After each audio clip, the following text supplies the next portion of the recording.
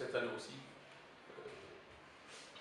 notre objectif se situe entre 38 et 35 000 hectares de saison, pour la saison sèche. Et je crois qu'on est quand même parti pour atteindre le maximum, en tout cas, de surface dans ce cadre-là. Le problème de l'eau étant plus ou moins réglé en grande partie depuis 2 ou 3 ans pour utiliser une telle mise en valeur pendant cette saison.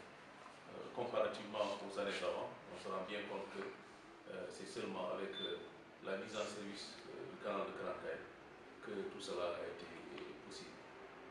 Évidemment, ce qu'on attend de là, c'est une bonne production, des rendements qui soient aussi importants que ceux-là qu'on avait connus l'année dernière et l'année d'avant.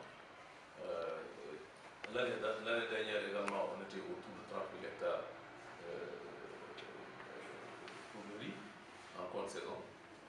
En hivernage, on était un peu au-dessus, pour un total de l'ordre de 62 000 hectares pour la riziculture.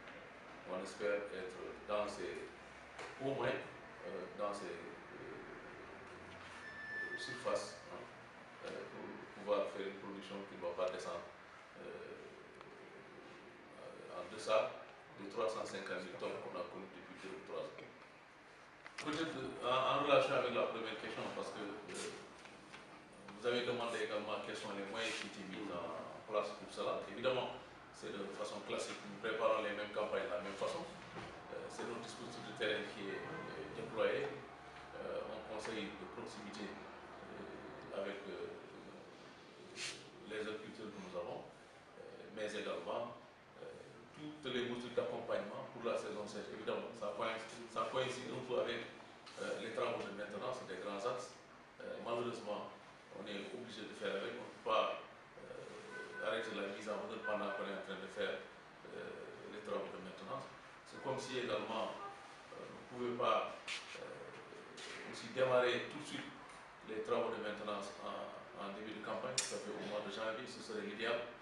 Malheureusement, pour des contraintes, vous savez, de procédures, de mise en place des marchés, de budgétisation, on est obligé malheureusement de vivre ce décalage entre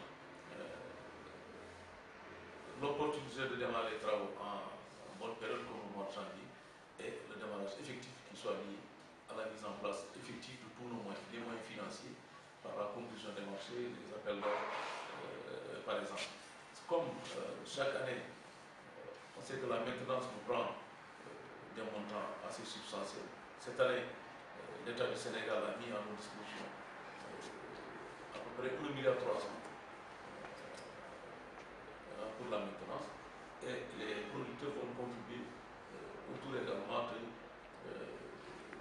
200 millions pour un programme total de l'ordre de 1,5 milliard pour l'ensemble des opérations de maintenance.